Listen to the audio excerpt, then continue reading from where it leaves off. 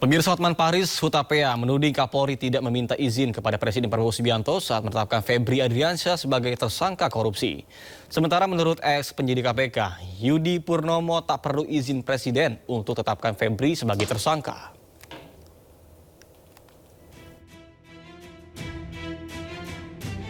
Kuasa hukum Febri Adriansyah Hotman Paris Hutapea sesumbar jika Kapolri Jenderal Listio Sigit tidak meminta izin kepada Presiden saat menetapkan ex-Jampitsus itu sebagai tersangka.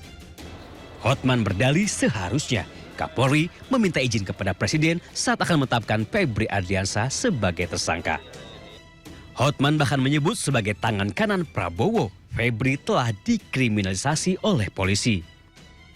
Yang paling penting kalian bertanya. Kalau Anda punya nyali bertanya, tanya kepada Kapolri. Hei, kenapa nggak nanya Pak Prabowo dulu sebelum melakukan ini terhadap tangan kanan dari yang dibanggakan oleh Presiden Prabowo? Tanya. Saya baru tahu tidak ada izin. Begitu saja dipermalukan. Ada apa? Tanya, makanya malam ini kalian langsung ke Mabes Polri tanya kalau kau bukan pengecut. Tak setuju dengan pernyataan Hotman, mantan penyidik KPK Yudi Purnomo menyebut penetapan tersangka Febri sudah berdasarkan terpenuhinya dua alat bukti, bukan karena campur tangan Presiden.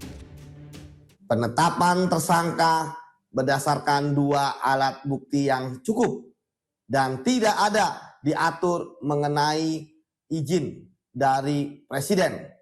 Karena Presiden tentu paham tidak bisa untuk mengintervensi suatu kasus. Terbongkarnya dugaan korupsi ex-Jampitsus Febri Adriansyah membuat Presiden gerah. Presiden bahkan sempat gelar rapat terbatas dengan Jaksa Agung Burhanuddin. Sementara itu dalam pidatonya, Presiden Prabowo Subianto kerap mengancam para koruptor dengan tidak akan memberikannya toleransi.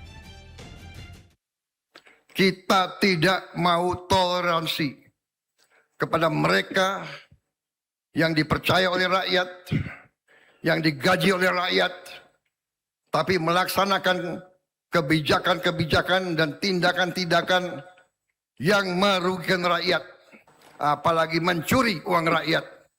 Kita tidak toleransi. Saya tidak toleransi. Kini penyidik Kejagung telah memeriksa ex-Jampitsus Febri Adriansyah sebagai tersangka korupsi dan tindak pidana pencucian uang. Ia diduga terlibat dalam 3 kasus mega korupsi sejak tahun 2018. Tim Liputan iNews melaporkan.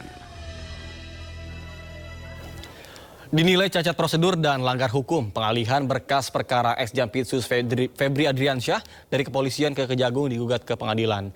Sementara menurut polisi pelimpahan berkas Febri ke Kejagung dilakukan demi sinergitas antar lembaga.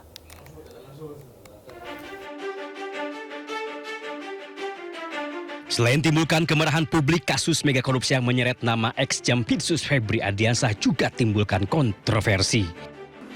Sejumlah pihak mempermasalahkan pengalihan berkas perkara dari kepolisian ke Kejaksaan Agung. Lembaga Pengawasan, Pengawalan dan Penegakan Hukum Indonesia atau LP3HI bahkan sudah melayangkan gugatan pra-peradilan ke PN Jakarta Selatan. LP3HI menilai pengalihan penyidikan kasus Febri Adriansyah oleh Kortas Tipikor cacat prosedur formil dan melanggar hukum pidana. Kami melihat bahwa apa yang dilakukan oleh Kortas Tipikor dengan cara mengalihkan berkas perkara kepada Kejaksaan Agung itu tidak sesuai. Pertama, memang dalam aturannya tidak ada. Di dalam KUHP itu pelimpahan itu bisa terjadi kalau berkasnya lengkap dari penyidik kepada penuntut. Kalau antar penyidik hanya bisa dilakukan oleh KPK dalam bentuk pengambil alihan. Tidak hanya LP3HI, masyarakat anti korupsi atau MAKI juga akan gugat Kortas Tipikor atas tindakan mengalihkan perkara ke Kejagung. Pengalihan kasus ini dari polisi ke jaksa, itu mau Anda lawan? Ya kita uji, bukan lewat dilawan loh ya, kita uji. pra-peradilan dia lawan. Ya kalau memang nanti dikabulkan biar tetap di polisi. Oke. Kan gitu. Kalau ditolak berarti ya boleh ke jaksa kan. Sementara itu, Kortas Tipikor Polri menyebut jika penyelidikan dan penyidikan yang mereka lakukan sudah sah secara hukum. Bahwa penanganan Polri, penanganan penyidikan terhadap 3 perkara telah dilimpahkan ke Kejaksaan Agung dalam rangka untuk sinergitas.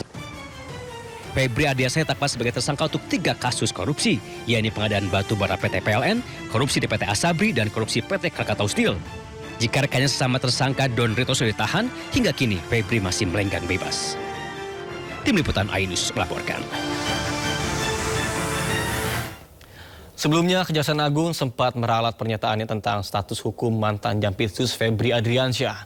Dalam pernyataan terbarunya, Kapus Penkum Kejagung, Anang Supriyatna mengatakan bahwa status hukum Febri masih tetap tersangka terkait dengan kasus dugaan korupsi batu bara, Asabri, dan Krakatau Steel.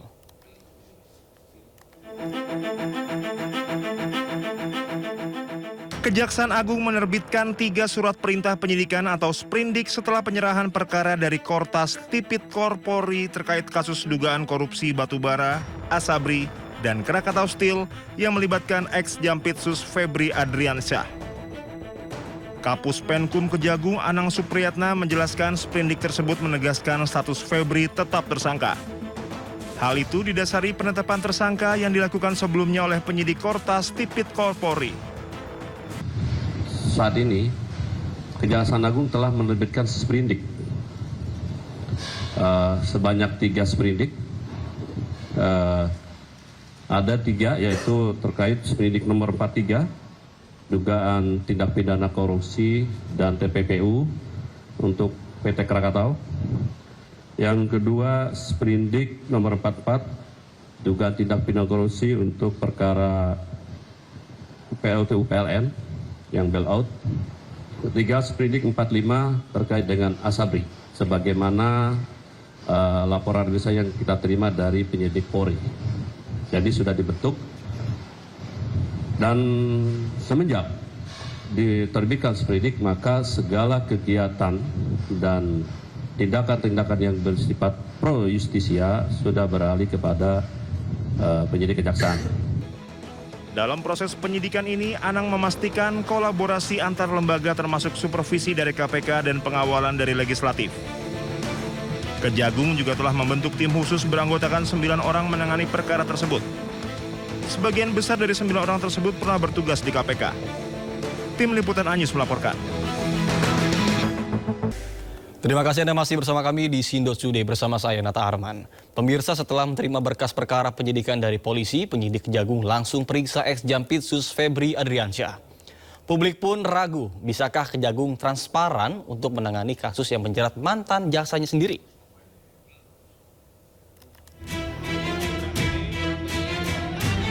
Setelah kepolisian menyerahkan berkas perkara penyidikan Febri Adriansyah ke Kejagung, penyidik Kejagung langsung memeriksa Febri Adriansyah sebagai tersangka. Febri dibidik untuk 3 kasus mega korupsi dan pencucian uang. Walaupun sudah menunjukkan itikat baik menyelidiki kasus Febri, namun banyak pihak meragukan jika Kejagung akan transparan dalam membongkar kasus korupsi yang dilakukan oleh mantan Jampitsusnya. Bahkan ahli politik pertahanan dan keamanan Hermawan Sulistyo ragu jika Kejaksaan Agung akan independen dalam menangani kasus yang menjerat mantan jaksanya sendiri. Nggak mungkin lah independen. Cuman independensi itu derajatnya berapa gitu. Kalau 100% nggak mungkin itu. Intervensi itu sudah dipastikan ada. Wong Menhan aja datang terus nggak takut tuh penyidiknya. Jadi kalau soal independensi saya nggak percaya. Mungkin ada 1-2 nanti jaksanya yang berani, ya kita tunggulah. Kejaksaan Agung tampaknya paham dengan keraguan publik. Apalagi yang menjadi tersangka adalah tokoh penting di Kejaksaan Agung. Kejaksaan Agung pun memastikan jika Korps Adiaksa itu akan profesional dan transparan dalam menangani kasus Febri Adriansyah. Kejagung bahkan membuka pintu selebar-lebarnya bagi DPR dan KPK untuk ikut mengawasi proses penyidikan Febri Adriansyah. Kami akan berusaha melakukan penyidikan dengan profesional, transparan dan akuntabel, dan tetap bersinergi baik dengan penyidik dari Kortas Polri maupun di Polda Metro Jaya. Juga kami terbuka untuk disupervisi oleh KPK dan juga diawasi oleh dari DPR. Setelah mengeluarkan 3 surat perintah penyidikan atau sprindik, Kejagung langsung memeriksa Febri Adriansyah dan rekannya Don Rito. Keduanya terjerat 3 mega korupsi di PT Asabri, PT Krakatau Steel, dan pengadaan batubara di PT PLN. Jika Don Ritoso ditahan, Febri Ardiansah justru hingga kini masih melenggang bebas. Tim Liputan Ainus melaporkan.